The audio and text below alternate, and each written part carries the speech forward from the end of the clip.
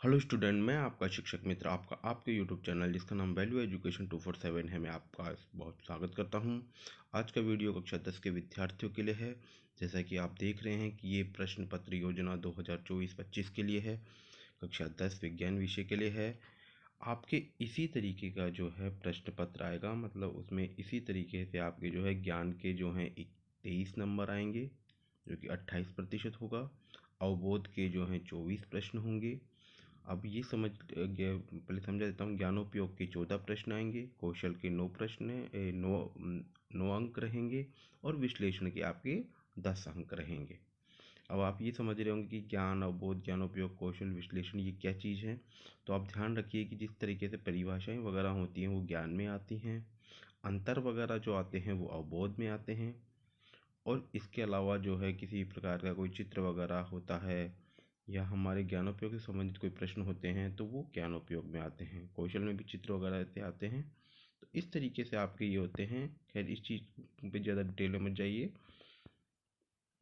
यहाँ देखिए आपके प्रश्नों के प्रकार आएंगे। आपके प्रश्नों के प्रकार 6 तरह के प्रश्न आएंगे आपके। बहुविकल्पात्मक, जिनकी संख्या 18 रहेगी। रिक्त स्थान, जिनकी संख्या 6 रहेगी। अति लघुत्रात्मक प्रश्न, जिनकी संख्या 12 रहेगी। लघुत्रात्मक प्रश्न 10 आएंगे, 2 अंक का प्रत्येक प्रश्न आएगा। दीर्घ प्रश्न जो आएंगे वो आपके 3 आएंगे, और निबंधात्मक प्रश्न आपके जो है 3 आएंगे। इस तरीके से जो है, और प्रत्येक प्रश्न जो है आपका 4 अंक का होगा। इस तरीके से आपके जो है कुल 80 अंकों का जो है ये पेपर होगा। खंड जो स और द होता है उसमें आपको जो है विकल्प भी मिलेगा, जैसे कि यहाँ लिखा हुआ है, मतलब कोई दो में से कोई एक कर सकते हैं आप। अब यहाँ पर आपको जो है विषय वस्तु का अंकभार करना है।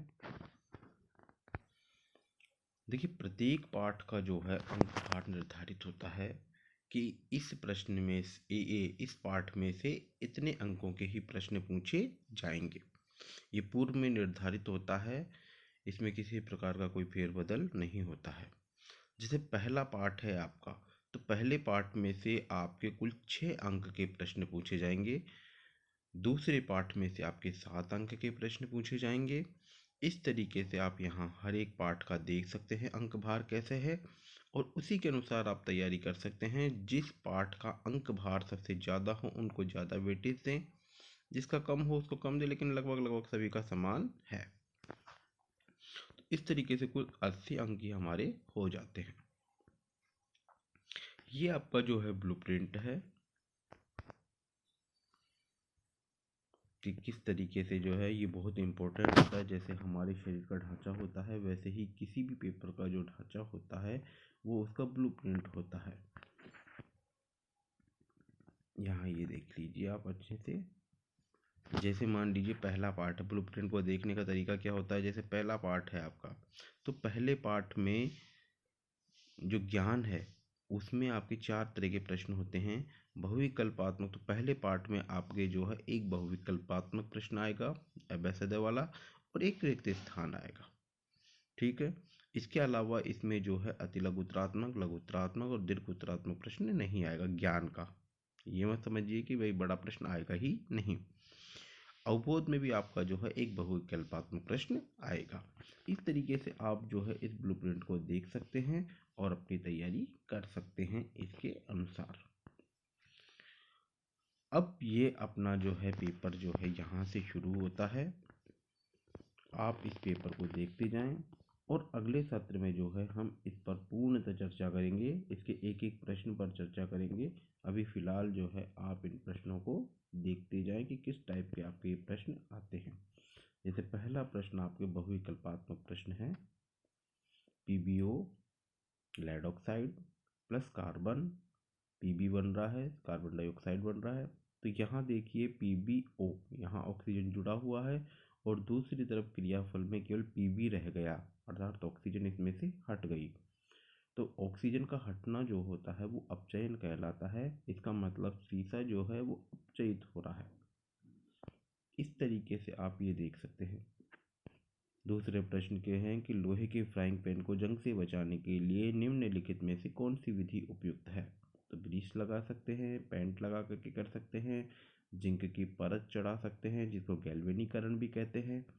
यानी कि ये तीनों तरीके से हम लोहे को जंग से बचा सकते हैं, लोहे के फ्राइंग पैन को जंग से बचा सकते हैं। तो ये उपरोक्त सभी जो है हमारे लिए सही ऑप्शन है। एथेन का जो आणविक सूत्र होता है C2H6। एथेन जो होता है उसमें जितने भी कार्बन होते हैं सबसे पहले उसका दुगना कर दो और उसमें 2 ऐड कर दो तो उतने कार्बन इसमें होते हैं। तो इसमें सहसंयोजक बंध जो होते हैं वो 7 होते हैं। आप जब इसको खोलेंगे इसकी संरचना को और आबंध गिनेंगे तो उसमें 7 आ जाएंगे। अगला प्रश्न है Fe2O3 प्लस एल्यूमिनियम। यहाँ पर जो है Fe जो लोहा है उसको एल्यूमिनियम में प्रतिस्थापित किया, यानी उसकी जगह वो खुद आ गया है। क्योंकि एक अणु का विस्थापन हुआ है इसलिए इसे एक विस्थापन कहते हैं। कोई विलयन अंडे के पिसे हुए कवच से अभिक्रिया करके एक गैस उत्पन्न करता है जो चूने के पानी को दूधिया कर देता है। इस विलयन का नाम बताइए। तो यहाँ पर जो है HCl, देखिए अंडे का जो कवच होता है सफ़ेद रंग का, उसमें कैल्शियम कार्बोनेट होता है और जब कैल्शियम कार्बोनेट में हम अम्ल डालते हैं तो कार्बन डाइऑक्साइड गैस बनती है। और कार्बन डाइऑक्साइड गैस का पता कैसे चलता है? कार्बन डाइऑक्साइड जो गैस होती है वो आग को बुझा देती है। तो यहाँ पर हमारा ब ऑप्शन बिल्कुल सही है। अगला प्रश्न, छठा प्रश्न है, खाना बनाते समय यदि बर्तन की तली बाहर से काली हो रही है तो इसका क्या मतलब है? इसका मतलब है कि हमारा जो ईंधन है वो उच्च क्वालिटी का नहीं है, अर्थात तो पूरी तरीके से जल नहीं रहा है। तो यहाँ पर हमारा जो ब ऑप्शन है वो बिल्कुल सही है। पादप में जाइलम उत्तरदायी है। देखिए जाइलम पादप में 2 स्थायी ऊतक होते हैं, जाइलम और फ्लोएम। जाइलम जो होता है, देखिए याद करने का भी तरीका है। जाइलम यहाँ पर जैसे शुरू हो रहा है और जैसे हमारा जल शुरू होता है, अर्थात जाइलम ऊतक जो होता है वो जल संवहन का काम करता है। इसी तरीके से दूसरा जो ऊतक होता है जिसको हम फ्लोएम बोलते हैं, जिसकी शुरुआत फैसे फल से हो रही है और इधर होता है फूड यानी भोजन, यानी कि फ्लोएम जो होता है ये फूड संवहन यानी भोजन संवहन का काम करता है। तो जाइलम जो होता है ये पानी को, जल को जड़ से ऊपर तक ले जाता है और फ्लोएम जो होता है वो भोजन को ऊपर से नीचे लाता है। तो यहाँ जाइलम के बारे में पूछा गया है तो हमारा ए ऑप्शन बिल्कुल सही है। नेक्स्ट प्रश्न है, निम्नलिखित में से कौन सा पादप हार्मोन है? देखिए हमारे जंतुओं में जो हार्मोन बनते हैं उनको जंतु हार्मोन कहते हैं। जंतु हार्मोनों में हमारा हो गया जैसे पीयूष ग्रंथि से पिट्यूटाइन, थायराइड ग्रंथि से थायरोक्सिन हार्मोन, और इधर एड्रिनल ग्रंथि से एड्रिनलिन हार्मोन। नर में वृषण होते हैं तो उससे टेस्टोस्टेरोन हार्मोन बनता है, और मादा में अंडाशय होता है तो उसमें एस्ट्रोजन बनता है। और एक हमारे अग्नाशय ग्रंथि होती है उससे इंसुलिन हार्मोन बनता है। ये हार्मोन जंतु हार्मोन है। इनके अलावा जो हार्मोन है वो पादप हार्मोन है। तो देखिए इंसुलिन मैंने बताया जंतु हार्मोन, थायरोक्सिन मैंने बताया जंतु हार्मोन, एस्ट्रोजन मैंने बताया जंतु हार्मोन। तो अब रह क्या गया? साइटोकाइनिन। साइटोकाइनिन जो होता है ये एक पादप हार्मोन। देखिए जो भी इस विषय पर चर्चा की जाएगी हमारे यहाँ चैनल पर, वो एक विस्तृत चर्चा की जाएगी, चाहे वो अभ्यसता का प्रश्न ही क्यों ना हो, उस पर भी विस्तृत चर्चा होगी ताकि आप उस चीज़ के बारे में पूरी तरीके से क्लियर हो जाए। तो आप ये ना सोचें कि डायरेक्ट टिक मिलेंगे, टिक नहीं होंगे। आप उस चीज़ को समझें यहाँ पर, और समझ करके जो है आप उसको याद करेंगे तो वो हमेशा जो है 100% पूरे साल के 10 साल तक भी आपको वो चीज़ याद रहेगी। तो यहाँ बात कर रहे हैं हम साइटोकाइनिन की। देखिए पादप हार्मोन जो हैं वो 4 होते हैं, ऑक्सिन, जिबलेरिन, साइटोकाइनिन और एब्सिसिक अम्ल। तो ऑक्सिन और जिबलेरिन ये दोनों वृद्धि को बढ़ाते हैं और एब्सिसिक अम्ल वृद्धि को कम करता है। और यहाँ साइटोकाइनिन जो होता है ये कोशिका विभाजन को बढ़ाता है। यानी 1 कोशिका से 2 कोशिका, 2 से 4 कोशिका, 4 से 8 कोशिकाएं इसकी गति को तेज कर देता है। अर्थात इसका उपयोग जो होता है फलों को शीघ्र पकाने में भी इसका उपयोग किया जाता है साइटोकाइनेसिस। और ऐसे ही एब्सिसिक अम्ल होता है वो कम करता है। तो इसलिए जो फल होते हैं जो काफ़ी लंबे दूरी से आते हैं उनको वैसे की वैसे स्थिति में रखने के लिए, वो शीघ्र पके नहीं, उसके लिए उस पर एब्सिसिक अम्ल का छिड़काव किया जाता है। तो यहाँ पर ये प्रश्न आते हैं। अगला प्रश्न, सीधी रेखा में चलने के लिए मस्तिष्क का कौन सा भाग उत्तरदायी है? अनुमस्तिष्क।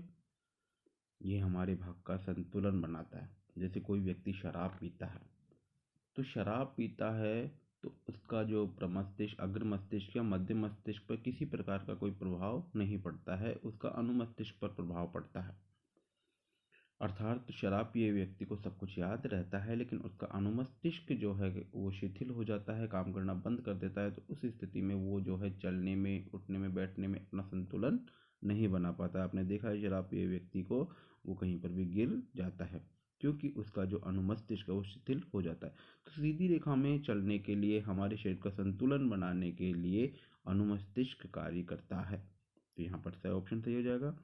अमीबा में जनन की विधि है।